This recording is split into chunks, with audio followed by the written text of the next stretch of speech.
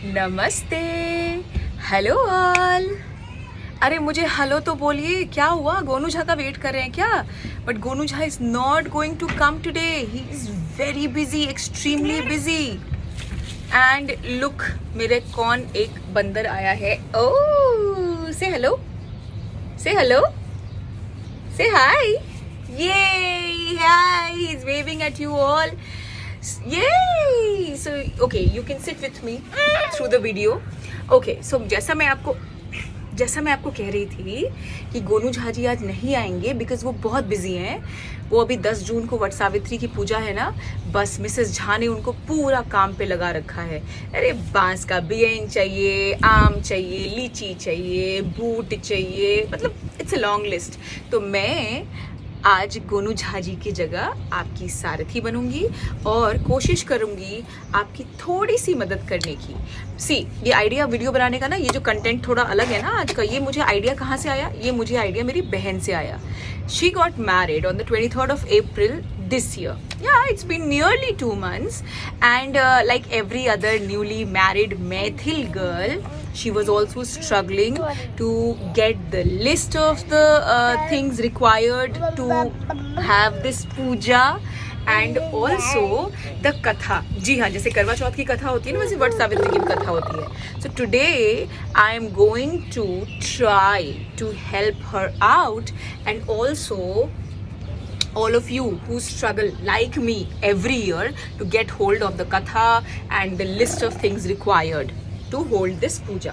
So hopefully कुछ तो मदद हो ही जाएगी। एंड अगर मैं कुछ मिस कर दूं और आपको लगे कि इसने कुछ गलत बोला है, तो please feel free to leave your comment in the chat box, it will be highly appreciated. Okay, so अब मैं शेयर करती हूँ कि हमें क्या क्या चीजें चाहिए। सबसे पहले ऑब्वियसली हम क्या कर रहे हैं, सबसे पहले आपको 16 श्रृंगार करना होगा। जी हाँ, you will have to be decked up like a bride, ठीक है। एंड देन आपको द मोस्ट इम्पॉर्टेंट थिंग, वट वृक्ष, आपको बैनियन ट्री ढूंढना होगा। ओ ओ ओ ओ, ये क्या कूरा है ये? सो आपको बरगद का पेड़ ढूंढना होगा।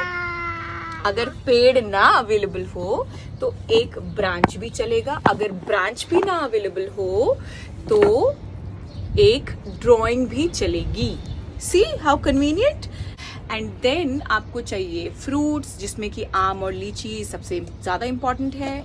आपको चाहिए बूट, काला चना, आपको उसको ओवरनाइट सोक करना है बिकॉज वो प्रसाद में जाता है। आप वो लावा बताशा जो होता है आप वो सब कर सकते हैं। आपको चाहिए मिठाई, आपको चाहिए फ्लावर्स, यस आपको फूल भी चाहिए होंगे। एंड आपको एक पीला धागा चाहिए होगा जिसको लेके आप बरगद के पेड़ की परिक्रमा करेंगे 3 बार। एंड आपको एक बियन यानी एक बैम्बू का बना हुआ पंखा चाहिए होगा, जिससे आप बैनियन ट्री को पंखा करेंगे एंड बाद में अपने हस्बैंड को भी पंखा करेंगे, ताकि वो साल भर ठंडे रहें। नहीं, ठंडे रहें मतलब उनका दिमाग ठंडा रहे, ठीक है, don't take me otherwise. And आपको फिर चाहिए होगा सिंदूर, काजल एंड पिठार। पिठार इज समथिंग बहुत पवित्र माना जाता है। कोई भी पूजा होती है उसमें पिठार से हम अरिपन बनाते हैं, अलग अलग, मतलब हर फेस्टिवल के लिए, हर इवेंट के लिए अलग अलग तरह का वो बनता है अरिपन। तो बेसिकली इट्स लाइक एक आर्ट फॉर्म है जो आप बनाते हैं। And then you would be needing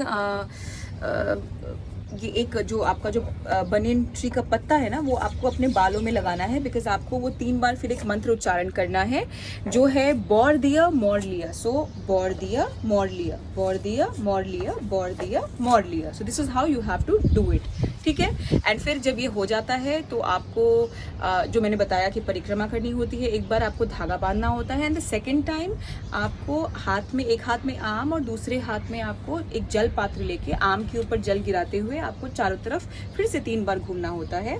उसके बाद आप गले मिलते हैं, पंखा करते हैं और उसके बाद जो है ट्रेडिशनली लोग अपने हस्बैंड का पाँव छूते हैं। वैसे मैं नहीं करती हूँ, it's absolutely up to you, because I consider we are equals. So but ठीक है, once in a year किया जा सकता है, but it's absolutely your wish.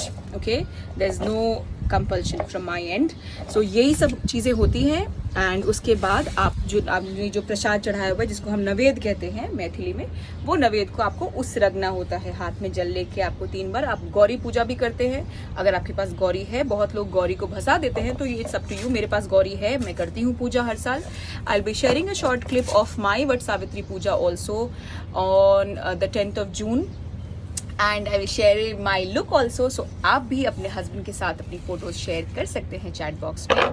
And obviously आपको दुआ मिलेगी और आपको बहुत सारा आशीर्वाद मिलेगा और हम सबका बहुत सारा प्यार मिलेगा. So this is it from my and. और जो कथा है, which is again a very important part, because उसके बिना अगर आप कथा नहीं पढ़ेंगे तो आपकी पूजा अधूरी मानी जाती है. वो कथा मैं आपको शेयर करूंगी थ्रू विजुअल्स, जिसपे मैंने वॉइस ओवर दिया है. And I hope you enjoy it. और अगर कोई भूल चूक हो जाती है मुझसे तो प्लीज़ मुझे माफ़ करिए. मैं कैसे वीडियो बनाती हूँ वो आप देख ही सकते हैं. ये पेंट ब्रश से अपने बालों को कंघी कर रहा है. So it's a real struggle to make these videos. But हाँ, मुझे लगा कि अगर ये हर साल का अगर ये मेरी प्रॉब्लम है हर साल की, कि मुझे अपनी मम्मी और नानी को फ़ोन करके पूछना पड़ता है कि क्या क्या चीज़ें चाहिए, मुझे क्या क्या प्रेप करना है, कथा कहाँ से ढूंढना है, तो इसीलिए मैंने सोचा कि शायद ये वीडियो आपकी एक छोटी सी हेल्प कर दे. Okay, so I hope you enjoy it. Bye bye, and do share your pictures with your husbands. And I wish you happy and contented married life. I wish you happiness, all the happiness in the universe, and togetherness, and infinite years of togetherness. So love to all. Pranam to elders. And कोई भूल चूक हो गई हो तो please लिख देना, मैं भी करेक्शन कर लूँगी अपनी लिस्ट में और पूजा उसी हिसाब से करूँगी, है ना? ओके, अब आप कथा सुनिए. ओके ओके, कैन वी से बाय? से बाय, से बाय बाय. ये किसी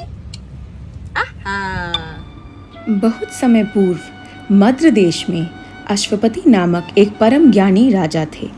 उन्होंने संतान प्राप्ति के लिए पंडितों की सम्मति से भगवती सावित्री की आराधना की. इस पूजा से उनके यहाँ एक पुत्री का जन्म हुआ. उन्होंने इसका नाम सावित्री रखा. सावित्री सर्वगुण संपन्न थी. जब वह विवाह योग्य हुई तब राजा ने उसे स्वयं अपना वर चुनने को कहा. एक दिन महर्षि नारद राजा अश्वपति के घर आए हुए थे. तभी सावित्री भी अपने लिए वर चुनकर लौटी. उसने आदरपूर्वक नारद जी को प्रणाम किया.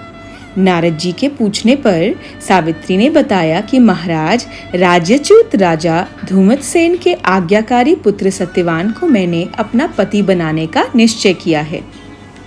तीनों लोकों में भ्रमण करने वाले नारद जी ने उसके भूत, वर्तमान और भविष्य को देखकर राजा से कहा, राजन, तुम्हारी कन्या ने वर खोजने में निसंदेह भारी परिश्रम किया है. सत्यवान, गुणवान और धर्मात्मा है. वह सावित्री के लिए सब प्रकार से योग्य है, परंतु उसमें एक भारी दोष है. वह अल्पायु है और 1 वर्ष के पश्चात वह मृत्यु को प्राप्त होगा. नारद जी के वचन सुनकर राजा ने पुत्री को कोई अन्य वर खोजने की सलाह दी. परंतु सावित्री ने दृढ़तापूर्वक कहा कि जिसे मैंने एक बार मन से पति स्वीकार कर लिया है, वह चाहे जैसा भी हो, मेरा पति होगा.